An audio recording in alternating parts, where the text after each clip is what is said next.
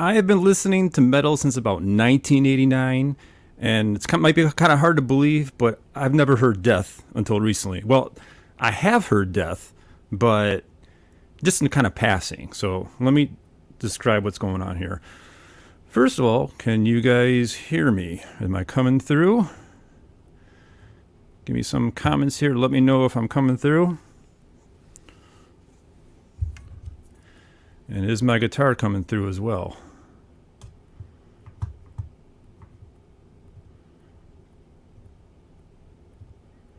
All right, good. Let's put this up here as well. This is the ranking.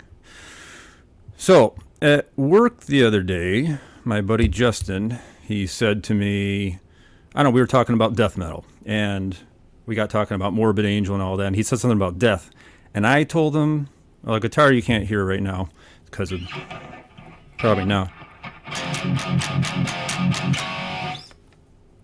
Sure you could hear that. So we got talking about it, and I told him I never really heard death before, and he was just blown away by that. So I started thinking, it's not like I've never heard death before. I've only heard like a riff or two, and I kind of blew it off. So I thought, you know what? I'm going to go through, listen to the whole discography, and I did that, I want to say, each album about, I want to say 3 times. Yeah, it's probably around 3 times or so. Some of them I did a little bit more than others.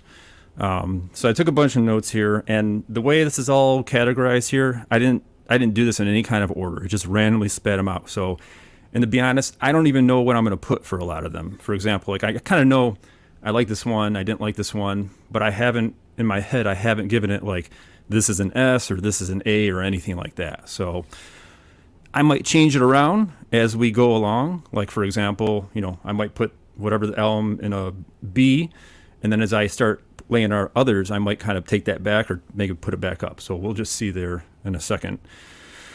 All right, so another thing is I listened to all the remasters. I didn't listen to any of the originals, and that will make a difference probably because I'm pretty superficial, which means the sound is really important to me. I mean, if you're on my channel at all, you kind of know that, right? Because that's what I do, original versus remasters. I'm always trying to get the best sound possible.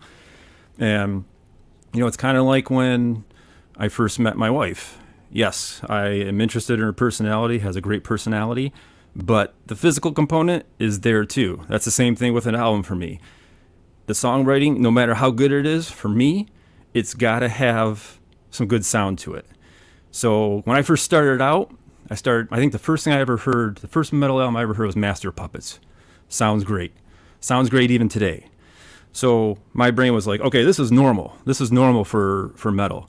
And then I heard Testament's New Order, and I was like, why are the guitars so quiet? Why do they sound so weak compared to Master of Puppets? And I was only like 14 at the time, but I just couldn't figure it out. And I started kind of like put everything against Metallica because that had the best sound back then. So that's where I came from. Now, I have gotten better over the years. There are some albums that don't sound good, but I do actually like. But that does take a bit of an influence on me. So let's go in here. Let's start this up. And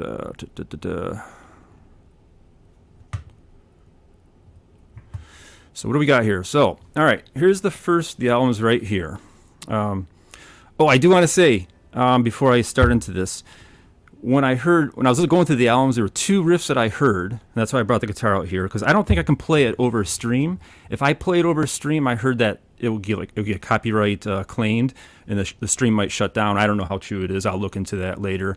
But 2 riffs that I heard, and I'm sorry, I'm probably going to butcher these, but the first one I heard, and I was like, I know this riff, is something like this.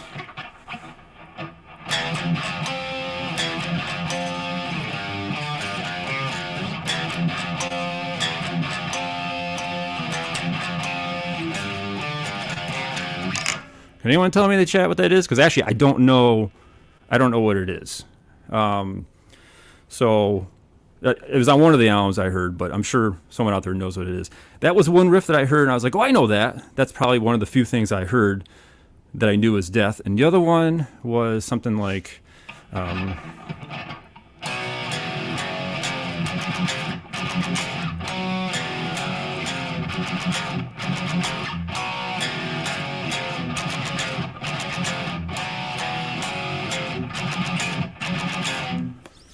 Okay. And I don't know what that one is. So someone said, let's see right here. Put this up here. It's symbolic. Okay. I don't. Is that the album or is that the song? I'm not exactly quite sure. And then someone else put, it's philosopher. Okay. Again, those are the two riffs that I knew right off the bat. I'm like, I've heard these before. Hey, Thrash is in the house. How was I, mouse? What's going on? Okay, philosopher. That's probably the last. Dun, dun, dun. Anyway, so let's go into the actual thing here. Now, how am I supposed to do this at the same time and seeing your guys' comments? All right, I'm not quite sure how to do that. Well, I'll get around that eventually. So first thing we have is Scream Bloody Gore. I was surprised by this album, meaning I was expecting something. It is raw. Don't get me wrong, it is raw. But then again, I heard the remaster. It sounded more modern than I expected it. I expected some pretty, I don't know, like not a lot of distortion, especially from death metal in 1987. But I was pretty impressed with it. Hey, R2, R3, good seeing you, brother. So this actually surprised me. I was not expecting to like it, and it was pretty intense, especially Chuck's vocals. It was kind of like, sometimes it almost reminded me of Will from Lorna Shore. Like he would do like this, like a type stuff, and it was like this really insane, chaotic, like I don't want to say roaring, but that kind of surprised me, and I thought, wow, that's way ahead of its time for 1987. Because up until now, when I first heard, for me, death metal was like Morbid Angel, Deicide, Suffocation, those kind of things. That's what I kind of thought. And when I first heard death, I thought it didn't really sound too much like death metal, like at least what I was used to. And let me give you another example here. In death metal, tremolo picking is a big thing. So that's like this right here.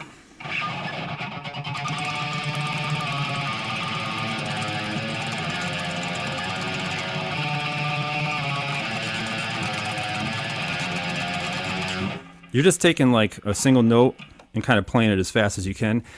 And death doesn't really have that many of those kind of things. I mean, they do every once in a while, but not like Morbid Angel does, not like Deicide does. So that was my first thing. I kind of thought like death doesn't really sound like death metal to me. It's almost like more thrash than anything else. Konnichiwa.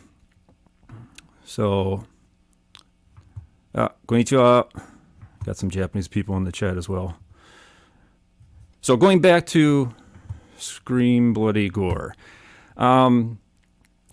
Riff-wise and music-wise, it wasn't like there was anything really that impressive about it. It was just kind of, I want to say kind of mid all the way through. So I'm going to put that at B for now. I was expecting a lot worse. I was expecting like a D, but I was pretty impressed with it being what it was. Again, I heard the remaster. Maybe that had something to do with it. The sound was a lot better than I thought. Maybe it didn't. I don't know. We'll just have to see about that. Thrash says, like, when they asked Dave Mustaine about it, he took credit for starting all this new death metal. I'm going to say, I will say, cool. I will say that going over all this with, Chuck, and I know people say Chuck's a genius in that, I kind of feel like he's like the Dave Mustaine of death metal, because a lot of this stuff here he's instead of like a songwriter, he's almost more like a composer. And I don't remember what album specifically, but there were parts where he would have like 3 or 4 guitar parts going at the same time, and I was like, wow, that is really amazing. And then he would bust onto like a full-on death metal riff, which was really cool. I did not expect that.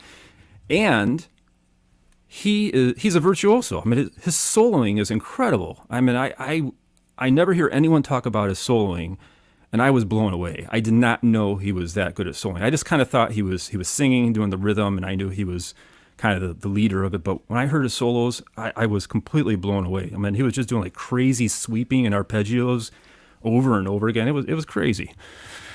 See here, we got the sound is awesome. The original, I wish we had a better version of individual thought patterns. Yep, I'm gonna get into that in a little bit. I'm kind of glad that you brought that up there.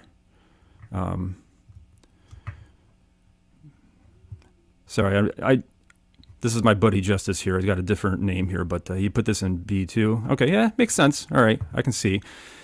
Everyone in the comments, let me know what your favorite album is. I mean, we'll get to that eventually, but I'm kind of curious what all your guys' favorite album is, if you have one. I know some people say it's really hard to pick, but let's go back into it. So, next one, Human. Okay, I'm a little bit worried about this one because I was told that if I don't put this high enough, I'm going to have a riot on my hands here. I actually was not that impressed with this when I first heard it. But I will say it got better by the third time. I kind of thought I didn't really hear anything that really stood out to me. I mean, it sounded good. Production sounded good.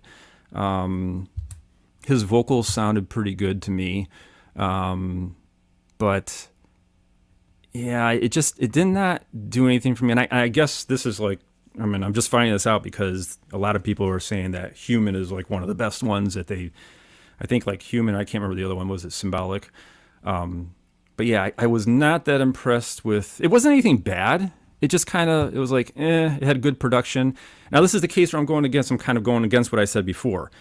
It had good sound, but the songwriting was just kind of, for me. I mean, there's a couple parts here and there, but I don't really remember too much. Let me see what I have in my notes in here about Human. Yeah, I didn't put down too much. It wasn't anything that specifically stood out for me. So I'm actually going to put this one a little bit below Scream Bloody Gore. Are you guys skewering me in the comments right now? So Justice says right here, Human was weird for me. I actually split this one up and put the first half in C and the later half in A. Yeah, there's another album like that. Yeah, there's only one on here I consider kind of stinky, and the first half is definitely stinky, and the last half it got better, but probably not enough for me to raise it out of the stink tier. Another thing I want to say about these rankings here, okay? So this may be different. I've never really watched people doing these tier rankings before. Another thing is, when I put these in here, I'm only rating Death against itself, okay? So what that means here, let's go back into like this. No, we don't want that. We want this one here. So when I put this like this, it doesn't mean that like Scream Bloody Gore is just a kind of an average album. That's average for Death. If I put something in S for Death, that's not going to be better than like my favorite album on the planet, which is Violence is Oppressing the Masses. They're not even equal. I'm just doing it within the realm of Death. And it doesn't mean like all S's are equal from all bands. So I don't know if that's what people do, but, username, user last name. Greetings! Check this out. Username last name. I told you to give you a shout out for that. You have been a subscriber for such a long time, and I appreciate you. Yeah, I had to give him his greetings. All right, let's go back into it. So, sorry, Human didn't get that high for me. But, a lot of times with albums, you listen to it for a while, and you might change your opinion. When I first listened to these albums the first time through, I was pretty sure. And I was like, okay, this is good. I don't like this. But the third time through, I started doubting myself. The album that I thought, oh, this is definitely the best one, didn't quite sound as good to me on the third pass through. And some of the ones I thought were mid started getting better. So, there's that as well. I mean, my opinion could change next week. Who knows? We got Thrasher, he's saying, hey, man, you're tired. Oh, sorry. See, R2R3, when Gene Holigan heard Human, he said that was a standard for drumming for that type of music. The drums were unbelievable. Yeah, and you know what? But there's a thing that, and correct me if I'm wrong, there are no blast beats in Death's music. And for me, okay, so I'm old, all right? So when it comes to my metal, like, I want my death metal to sound like this, and I want my thrash to sound like this, and I want my doom to sound like this. And I'm not really crazy with mixing it together. Like the first time Testament played a blast beat, I was like, no, that I can't. I don't really care for that. And I'm getting better as I get a little bit older, but I'm kind of really set in my ways. Hey, Hetriani, how's it going, man? Just want to say right here, the Hetriani, R2, R3, Thrash, these guys are incredible guitarists. You should check out their channel, especially the video Hetriani just released yesterday, so they got some good stuff. Yeah, R2 says blast beats are overused. They are, but to me, that's like an essential part. That combination with the blast beats and the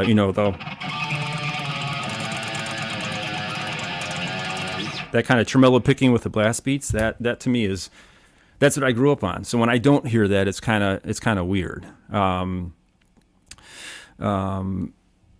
is we looking to say here? Sorry for being off topic. Did you see there's going to be released a master for Obzen? I'm sorry, I don't know what Obzen is. I'm slow. Sorry. All right, let's get back into picking the next one. Okay, this one. Individual thought patterns. I was not crazy for this one. Here's where I guess I could add another tier in here, but I'm not going to do it. Here's what I'm going to do here, because I do like Human better than individual thought patterns. I'm going to actually move Human up, because I was not impressed with individual thought patterns, and a lot of that comes from the sound. Okay, the sound was. Is that Gene's first?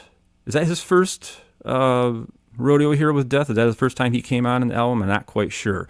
I think it is, but it sounded really demo-ish, which I was not crazy about. The drums are really distracting. It sounded like they weren't even like they were just record. It sounded like they were just recorded and they weren't compressed at all.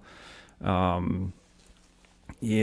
and here's another thing. I started noticing more of the progressive elements, which is fine. You could kind of map it out as the discography goes along.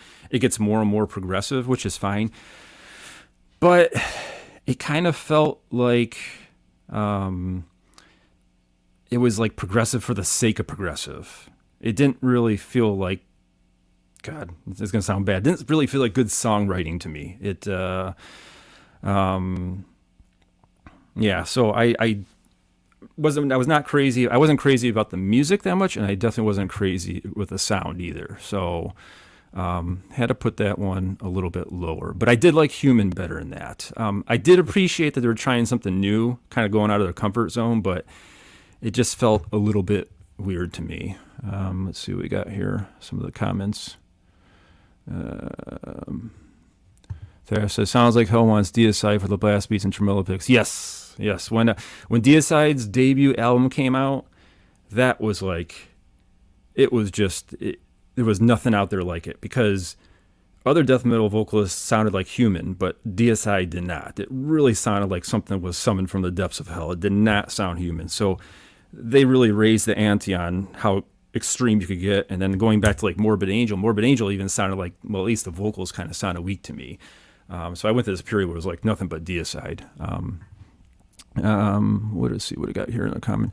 What are your thoughts on The Philosopher specifically? That song cuts way above the rest. Is that the one I played in the beginning? That dun dun dun dun dun dun dun dun? I can't remember, to be honest. Yeah, I don't remember that specific song, but that is on Philosopher's on Symbolic, right? We get into that here in a second. Let's go back into it and see where we're next. Okay, this one is the stinky one. I could not get into this one. Bad production. Other than Pull the Plug, I thought it was pretty weak. I thought it was pretty boring. The riffs, nothing stood out. I mean, Pull the Plug was like the only thing I really had going on. So yeah, this is the one I consistently thought I did not like this. It was, And again, this is against death. This what do I rate? What's this at right here? Low. This is a D level.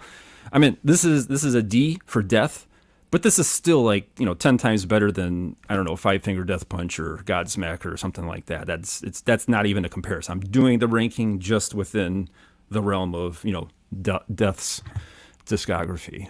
So keep that in mind. I this is the one where, I mean, the first part of the album, I thought I was just bored. I mean, kept thinking, when is this going to be over with? And then I think like from Pull the Plug and on, started to get a little bit better. It was not great, but it was a little bit better.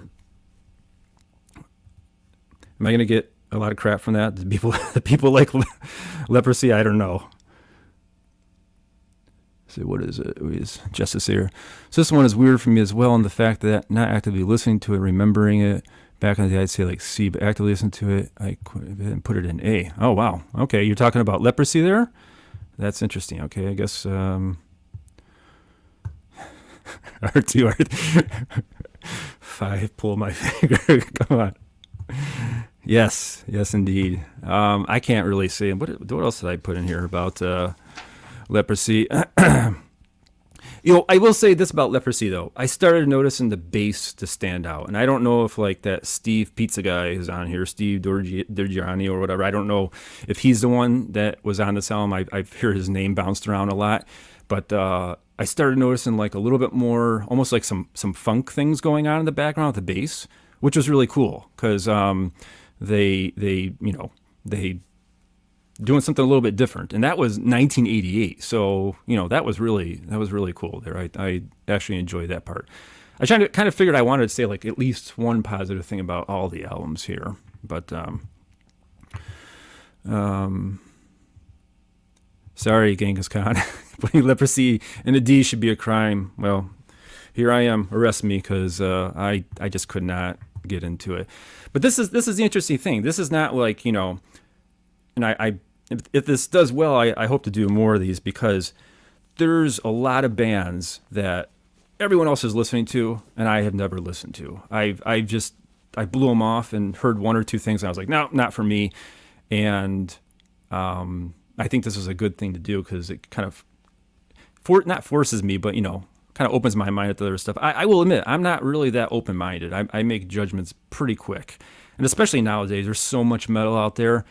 If a band doesn't catch, if I don't get caught by something like within 3 seconds, I'm kind of out. So yeah, it's sad, but that's kind of back in the day when the market wasn't that saturated. You couldn't really do that. There was only so many bands out there. So if you were tired of listening to the big four and the next level like Exodus, Testament, and Overkill, there was only so many bands out there. But nowadays there's an unbelievable amount. You could just keep going on and on. But all right, let's get back into this. All right, here we go. Spiritual Healing. This one is going to be a top tier for me, and I think that's going to be an unpopular opinion. This is the one that when I first heard it, I thought, oh, this is like this. I mean, the first 3 songs have that kind of tremolo picking riff. This felt like death metal to me compared to, the other ones. It kind of, I had this kind of checklist of what I thought was death metal, and Spiritual Healing, it just did it. Plus it had some kind of interesting stuff going on there. You could tell they were experimenting a little bit more. I really liked it. And, again, it was really good. Now, this is the thing with Spiritual Healing though. When I first heard it, I said, oh, that's it right there. That's what I'm looking for. Love it. Voice sounds great. I thought the production sounded good, despite, I think, my buddy Sean McNear said he did not like the production on that. And again, I listened to the remaster, so maybe that has something to do with it. But had those kind of tremolo picking riffs all over it. So what does R2, R3 say here about James Murphy? Where did I put his up there? Spiritual, yeah, man. James Murphy, all the way before he joined Obituary. Was he on that album? James Murphy. Oh, man, I did not know that. And James Murphy was also in Testament, I think. Correct me if I'm wrong. I think he was on Testament's 1994 Low album. Yeah, that guy's a shredder for sure. Yeah. Genghis Khan, such a lovely record. Yes, you can imagine like listening to it with grandma, with drinking tea. So lovely. Especially that cover, that woman in the back with a knife. It's a really disturbing album cover. But I was around for back then, and those kind of like those what do they call them? Like the preachers, and back then, and like "Give Me Your Money." Suicidal did a song about that too. "Give Me Your Money," because that was really rampant going back on there, like 1990. People being duped by religious frauds. What is this right here? So Willigan, by these rankings, a Death fan will end up hacking your account. I hope not, but it is what it is. All right, let's get back into. I think if I have anything else about spiritual healing to say about that. He also had. Sometimes he had some effects on his voice that I really liked. It kind of made it sound even raspier and a little more guttural. I don't know what he was using for an effect, but he used it quite a bit on the album, and I like that. And the heaviest riff, I was going to learn this for today, and I totally forgot. The heaviest riff for me of Death's whole discography is a riff off of the song "Low Life," and I really don't remember what it was, but I mean it had some palm mutes in it. It was something like a.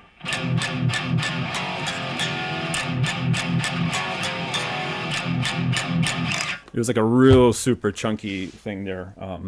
So that always wanted to bring out, like, I was like, that is a really good, thick, heavy riff there. I like that, whatever that was. I don't remember, but it's in the song "Low Life." All right.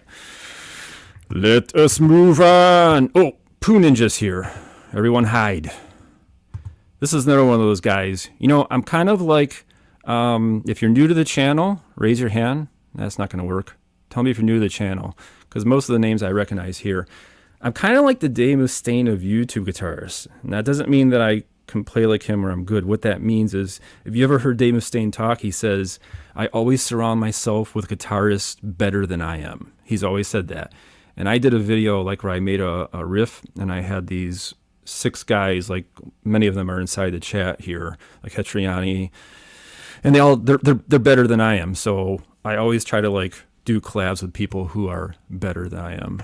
Check out their channels. And Poo Ninja is one of those guys as well. Chugga Bugga Riff. Yes. All right, let's go back into it. So that's pretty for spiritual healing. Next. Okay.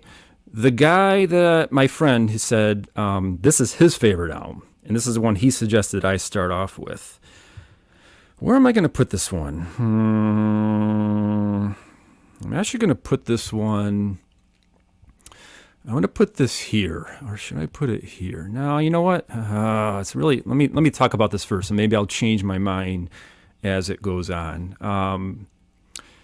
There is. It almost didn't feel like Death to me. It was almost too progressive, and I don't want to say like with individual thought patterns, I feel like it was progressive for the sake of being progressive. But it just didn't. And I think if I remember correctly, my friend said that this originally was not going to be a Death album. It was going to be something else. Like, I don't know, it was like a Chuck solo album or something like that. And I can kind of see. That is right there. The story behind this album. No, I don't know the story unless what I'm talking about right now, where it wasn't going to be a Death album, if that's the one you're talking about. Oh, yeah, it wasn't supposed to be a Death album. People are saying the same thing. Yeah, this one is like pure prog madness. It's crazy time signatures in it.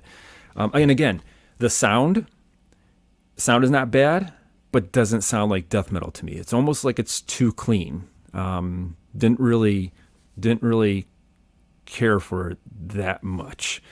But I do recognize it being really good. There was a few things on there that was good. Like, do you know the song "Bite the Pain"? There is a solo part in there. Oh my God, I honestly don't remember anything of how it goes other than the rhythm was like just something stopping, like a, and the solo was just like a. something that kept like repeating over, and it doesn't. I'm not doing any justice because it doesn't sound anything like that. But I was just blown away. It was like one of the best things I ever heard. It was only like 5 seconds long, but I kept rewinding it over and over again. I think if any Death fans probably know exactly what I'm talking about. So Val here says he had a contract with Nuclear Blast, and they made him release this as Death. Oh, interesting. Is this before Control Denied then? Because I know he did that as well, and I want to say, is James Murphy on that as well? I really don't remember. And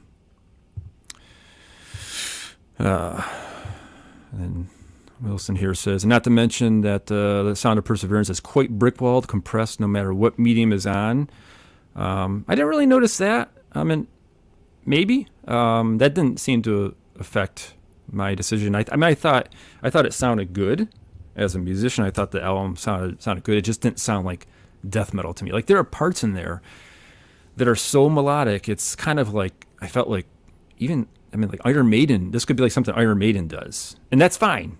I love Iron Maiden. But again, I have that very cookie cutter mentality. I like my metal like this, my thrash like this, my death like this, my doom like that. And I'm getting better, but I'm not crazy about mixing stuff together. So I was kind of like, this is not really death metal. And that's one of the reasons why I like spiritual healing so much. It scratched that death metal itch for me. Oh, James Murphy is not on the Sound of Perseverance. Okay. No, I meant, isn't James Murphy on Control Denied? Yeah, I'm not sure. Thrash says, interesting, you dudes had the inside scoop on all this, right? I mean, metal has a really, really knowledgeable people, for sure.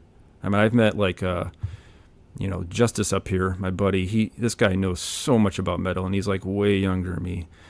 Is Mr. Periadolia. Sorry, I can't pronounce your username there. Yeah. He put something up right here. So what happened at this point? Chuck didn't really want to make death albums anymore. Instead, wanted to make Control Denied, but the record label wanted more death, so they made an agreement. Okay. All right. And this is the same thing that happened with Testament. I don't know if it was a contract thing, but, Testament, in 1994, they released Low. And that was a way different album than The Ritual in 91, 3 years prior. And it was like kind of bordering death metal, because Chuck Billy's voice just got super guttural, and they were about to call the band Dog-Faced Gods, and like at the last minute, I guess they said, you know what, it's Testament, we'll just keep it as Testament. So they kept it as Testament, which is pretty cool. And then Testament kind of went into a different echelon of metal compared to their previous. All right, let's go back here. So we only have one left, and it's Symbolic. I wish I could do editing on this. Wish I could do like a drum roll for this. Where is this going to go? Where are we going to put this? This album. All right. This album is objectively the best death album. I was blown away by this album. But I do have some issues with it. I'm being objective about it, but at the same time, it didn't really scratch my death metal itch, and that's the kind of problem I have with it. Symbolic is like every song on there. I want to say just about every song is like unto its own. It just sits out there by itself. It sounds great. The production is great. It does have some proggy stuff on it, some progressive stuff, but it doesn't feel like for the sake of being progressive. It feels like they're doing it for good songwriting. That's how I took it, compared to the Sound of Perseverance. I was super impressed with that. And this is the album when I first heard it, I said, oh yeah, it's good. And I might have put it at a B or an A when I first heard it. But by the third time, there was no denying that was just an incredible album. I mean, that blew me away. Especially 1,000 Eyes. There's this kind of Iron Maiden-ish type riff in there, but it doesn't sound like Iron Maiden would do it. It sounds like they took Iron Maiden and they made it a lot darker. There's a lot of single notes in there, but I remember hearing that and going, that's taking your influence and then converting it into your own style and putting it out there. So yeah, that was really impressive. Another thing I liked about Symbolic. So he started to put like these, I don't know if you call them like lead fills, but let me put some reverb on my guitar real quick.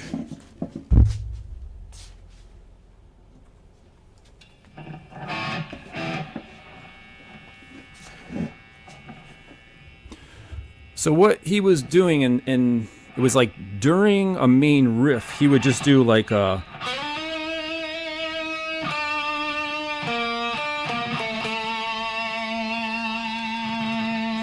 just like really flavored notes, really in good taste, just like a few of them, and add them on the end. And this is like during him singing. It wasn't a solo. He would just come up with these little things at the end of a riff, and I noticed he started like peppering those throughout the album, and I really liked those. So I thought it almost made it sound kind of sad at some parts, even though the riff. I wish I had wrote this down. There was one riff that was super heavy, and they had like kind of a really sourful lead fill over it. So Jess has asked here, what did you think about Crystal Mountain? I like it. Pretty much everything off Symbolic, I like. Wilson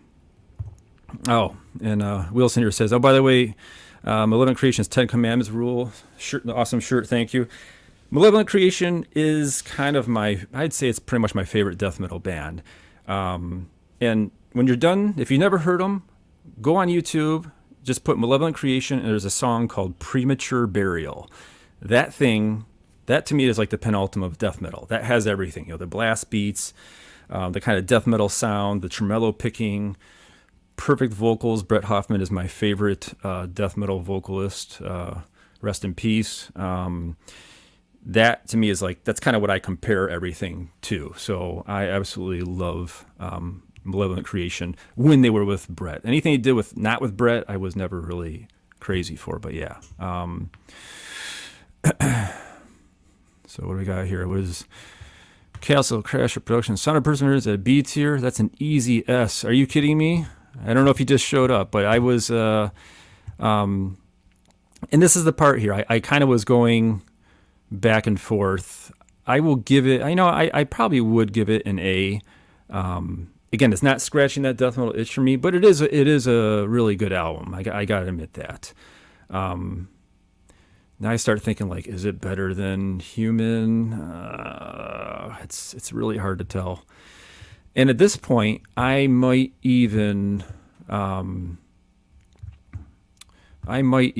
take this down here, like this. But you know what? That's not right, because Spiritual Healing is definitely better than Sound of Perseverance. So I'm going to have to put this back over here.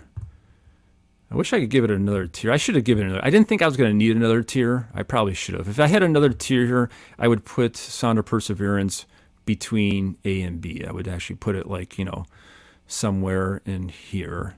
And I might put Human even a little bit above Scream Bloody Gore. Yeah, and these two, yeah, those are fine right there. But Symbolic it's an absolutely incredible album. Yeah, I know a lot of people don't like Leprosy being down there, but so Thrash. What's S again? S is just, I don't know what it stands for. Super? I don't know. But it's really good, I guess. I don't know. Yeah, who knows what it stands for? All right, so and then we talk about, am I a fan now? This is kind of interesting, because I listened to all these albums at least 3 times.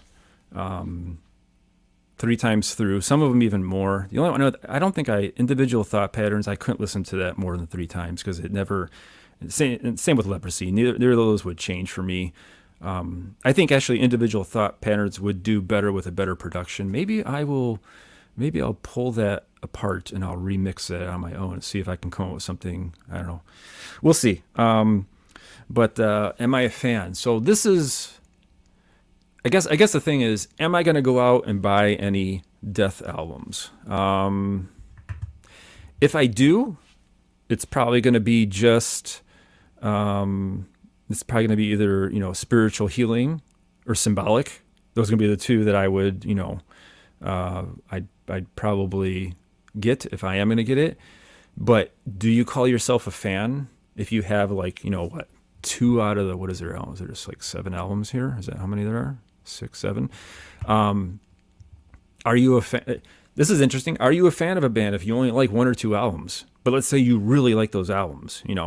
Is that a are you a fan or not? I don't know. I don't. Here's what I usually do, and this kind of pisses off my buddy, the same one who couldn't believe that I don't listen to Death. When I call this auditioning, like the band is trying out for me. So what I do is I'll say, I want to listen to whatever album. I want to listen to album X. So I'll listen to it like nonstop. I'll download it I'll listen to it for like a week or 2, and then I'll throw it away. And then what happens is, if I feel, you know what, I want to hear that again. If I have that feeling like I got to hear that again, then I will go out and I will purchase that album, whatever it is, digitally, or I try to buy the CDs when I can. So that's what I do. So I guess the real thing is whether, I'm not listening to Death anymore. I'm going to kind of give it a break. But in a few weeks, if I find myself, going back to, if I keep hearing like, something like,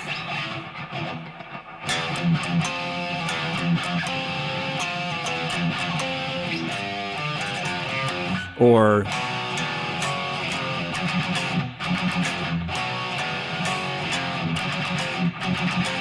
if I start hearing that stuff again, and then I'm like, you know what, I really want to hear it again, then I will go out and buy it. Because that's my brain's way of saying you need to get this album. So some of the people say here, Galileo says, I'd say you call yourself a fan if you only like one album. There's no issue with having your own taste. Yeah, I just thought it's kind of like, if you tell someone, I love Megadeth. Oh, isn't Rest in Peace great? No, I don't like that one. Don't you like Euthanasia? No, I don't like that one. And let's say you just like, Killing Is My Business. It's kind of strange because usually people tend to like at least a majority of the catalog.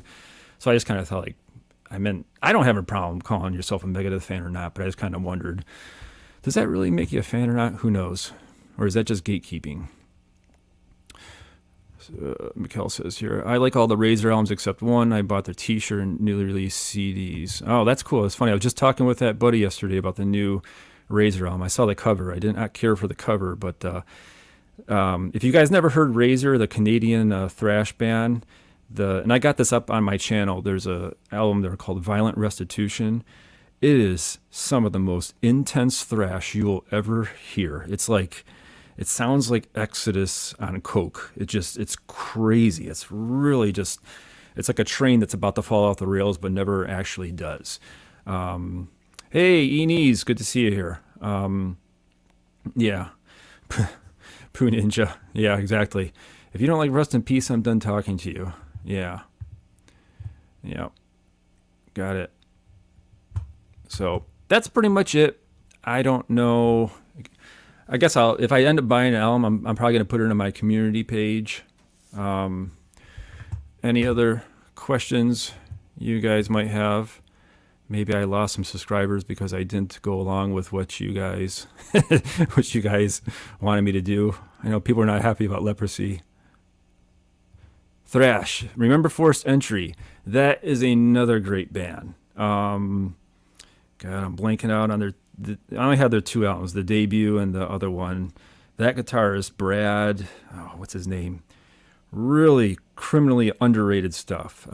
Check out Forced Entry's second album. They're from Seattle. So Below Above. I can't remember what it's called. I don't remember what it's called, but it's a really, really good album. Yep. Wilson says the same thing. Violent Restitution is a really good one. Justice asks, thoughts on Cosmic Sea. Cosmic Sea, that is I'm going to say that is the instrumental, right? And I don't remember, I think it was one of the later albums, Cosmic Sea, if I'm not mistaken. It was okay. but I thought it kind of drowned. Don't get me wrong, as a musician, it was brilliant. It just didn't really speak to me. I thought it was a bit drawn out. I heard other stuff that he did that was kind of like instrumental parts that sounded better than that one. So let's see what we got here. The gamer says, have you ever checked out the band Hazard? I have not. I do not know them. Maybe I'll have to put that on the list. I'll put individual thought patterns at A. Yeah. I mean, I guess if you're into the prog stuff, maybe so. I just didn't. I thought Sound of Perseverance sounded better, and they're similar albums to me. It's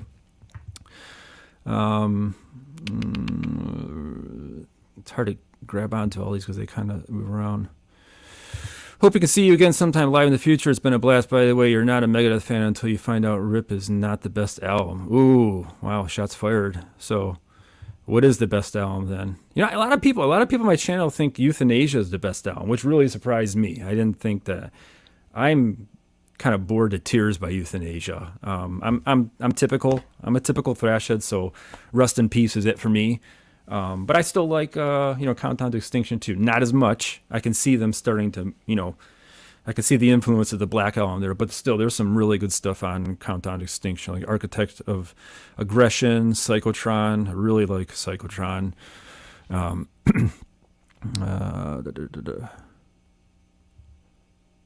See, Thrash says, I like Peace Cells and So Far, and we have the most. Yeah, that's pretty much for me. Actually, I'm not that crazy about Peace Cells. I think it's a bit overrated. So Far, So Good, So What is my first Megadeth album. So for me, that, yeah. And Head-Train, so there's another one like me. Didn't mind Euthanasia. And I thought that was kind of what everyone might have thought. It's just kind of like mid-paced all the way through. But a lot of people on my channel say, that's how I discovered Megadeth. That's what I like. So, yeah, so...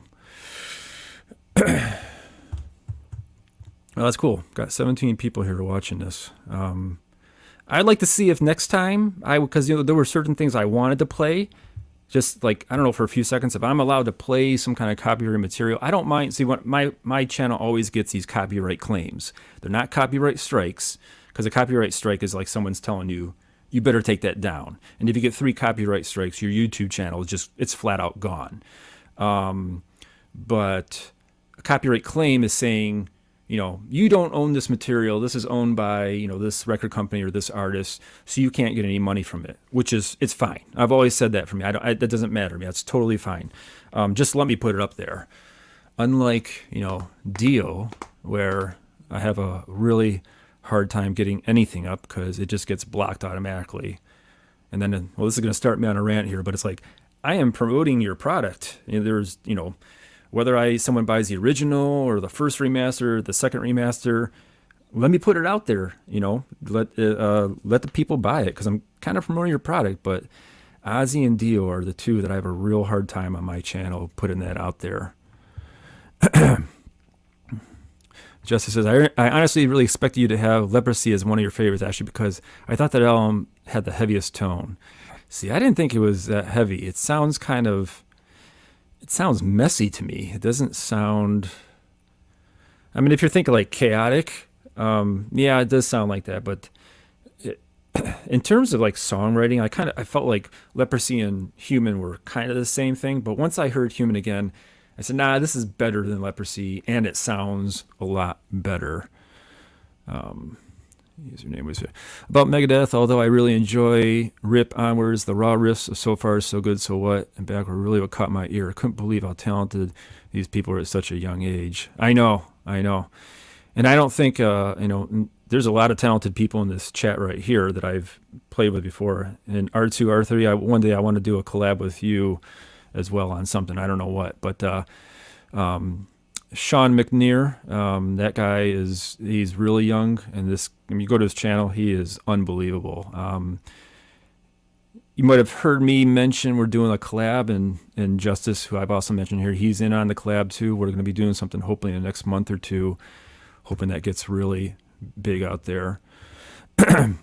What were your thoughts on the lyrical content of Death with the anti-organized religion viewpoints in the context of the 90s? Death brings me back to a different time with a particular sound. I might get skewed for this too. I almost never care about lyrics.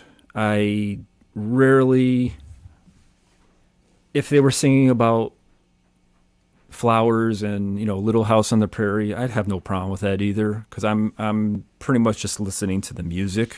I never really got into it. I know it's kind of crazy. From what I could hear, it sounded fine. It was decent. I had any problem with it. And yeah, it's a product of its time. That was definitely going back on in the 1990s, especially with spiritual healing. The only band that ever made an impact on me lyrically was Suicidal Tendencies. And that was, being in high school and, obviously you're in puberty during that point and your hormones, everything's going crazy and you have all these like weird, crazy thoughts. And I remember really like reading Suicidal, and that was different from everything else. Everything else was like more about what's going on in the world or, more fantasy type based stuff. But Suicidal was like, that spoke to me when I was like 14 or 15. And the Black Album had just come out, and I felt a bit betrayed by the Black Album because I realized I was kind of getting away from it so I kind of glommed onto Suicidal, and that was like my band there for quite a while. Yeah, Little House on the Prairie metal. Anyone? Any takers? It was a lot of fun. I'm glad you guys showed up here. I didn't know how this was going to work out. Like, this mic is not the best mic for speaking into. Like, I got a mic, my cabinet is mic'd up to the guitar over here. The problem with this, I need to get another mic because as I play, it picks up like my pick hitting the strings, which is not something that I wanted to do. I wanted to have just the sound of my SM57, but you can hear like the pick hitting the strings here.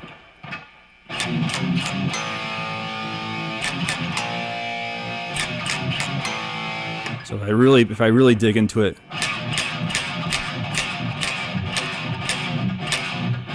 you could really hear the pick hitting the strings here.